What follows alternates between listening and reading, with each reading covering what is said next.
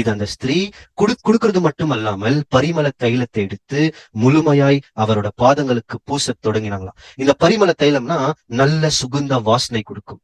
நாம் எப்போ நம்மளோட பலிகளை ஜீவபலின்னு நிறைய படிக்கிறோம் இல்லைங்களா? இந்த ஜீவபலின்னு இன்னைக்கு கொஞ்சம் இந்த ஜீவபலின்னு நான் கொஞ்சம் நிதானமா கொஞ்சம் வாசிக்கலாம். அதை கொடுக்கும் போது தேவனுக்கு சுகுந்த வாசனை கொடுக்கிறோமா.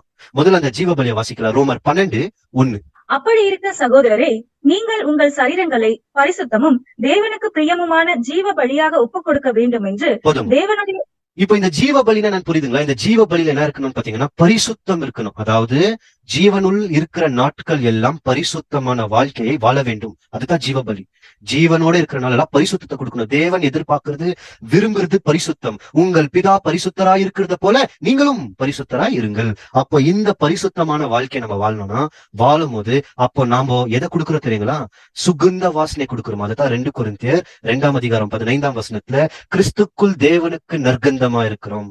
யார் மத்தியில? கெட்டு போகிறவர்கள் மத்தியிலும் சரி, கெட்டு போகாதவர்கள் மத்தியிலும் சரி, 2 பேர் ரட்சிக்கப்படுகிறவர்கள் மத்தியில, அதுதான் சபையின் மத்தியிலும் சரி, கெட்டு போகிறவர்கள் உலகத்தின் மத்தியில கூட சரி, நாம எப்படித்தான் இருக்கணும்னு பாத்தீங்கன்னா தேவனுக்கு சுகுந்த வாசனை கொடுக்கணும். இதத்தான் அந்த ஸ்திரீ முழுமையாக அவரோட பாதத்துக்கு செய்தாங்களாம். அந்த காரியத்தை நம்ம இன்னைக்கு படிச்சுன்னு இருக்கிறோம். நம்மளை பத்தியும் பேசியிருக்கிறாரு. இப்ப கூட பார்க்க போனா அவரோட சத்தத்தை கேட்டு கதவை திறந்து கிறிஸ்து நம்மளுக்குள்ள போஜனம் பண்ணின்னு இருக்கிறார். ஆனா நம்மளுக்குள்ள 2 பேர் இருக்கிறாங்க. ஒண்ணு சீமோனை போல் பெருமை உள்ள பழைய மனுஷன் இருக்கிறான். இன்னொன்னு ஸ்திரீயை போல். ஏன் ஸ்திரீன்னு பாத்தீங்கன்னா இந்த ஸ்திரீயை போல் சொல்வார். சபையை ஸ்திரீக்கு தான் ஒப்பிட்டு பேசுவார். ஆனா நம்மளும் அந்த ஸ்திரீ வகுப்புல தான் வந்திருக்கிறோம். பழைய வாழ்க்கைகளை விட்டு வந்திருக்கிறது உண்மையானால் நம்மள முழுமையா நம்மளை தாழ்த்தி கொண்டு இருதயத்தில் குத்தப்பட்டு ஒருவரை கனம்படுத்தி கொண்டு சகோதர சிநேகத்துக்குள் இருந்து பரிசுத்த முத்தங்களோட வாழ்த்துதலை தெரிவித்துக் கொண்டு நாம் என்ன செய்வோம் பாத்தீங்கன்னா நம்மளோட ஜீவ பலிகளை அன்றாட ஏறெடுத்தோம் என்றால் இயேசு கிறிஸ்து இங்க சொல்றாரு பாருங்க, உங்கள் பாவங்கள் மன்னிக்கப்பட்டது. அதிகமான பாவம்.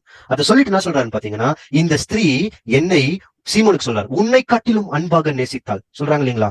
அது உண்மையானால் இன்னைக்கு நம்ம கிறிஸ்துவை உண்மையாக அதிகமாய் அன்பு செலுத்துறோம் என்பது உண்மையானால் இந்த ஸ்திரீயை போல் பழைய வாழ்க்கையை விட்டு வந்திருக்கோம். அடுத்து நம்ம என்ன செஞ்சிருக்கோம்னா நம்மள முழுமையா தாழ்த்தி இருக்கோம். அன்பிருக்கோம். எங்க பரிசுத்த அன்பிருக்கோம். எல்லார் மத்தியிலும் இந்த அன்பிருக்கோம். நம்ம மற்றவர்களை என்னை காட்டிலும் அதிகம் என்று அவர்களை கனப்படுத்துவோம். நம்மளோட வாயிலிருந்து வர வார்த்தை தேவனோட பரிசுத்த வார்த்தையா மட்டும் தான் இருக்கோ. ஜீவனோட இருக்கிற நாட்கள் எல்லாம் பரிசுத்தமான வாழ்க்கையை வாழ முயற்சி செய்வோம். தேவனுக்கு என்று நற்கந்தத்தை கொடுக்குவோம்.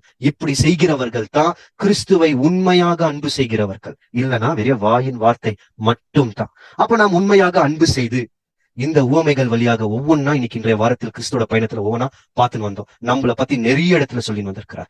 இந்த மாதிரி நாமும் வாழ்ந்து கிறிஸ்துவோட சபையாக சென்று சேர்வதற்கு தேவன் தாமே நம்மை அனைவரையும் ஆசீர்வதிப்பார்.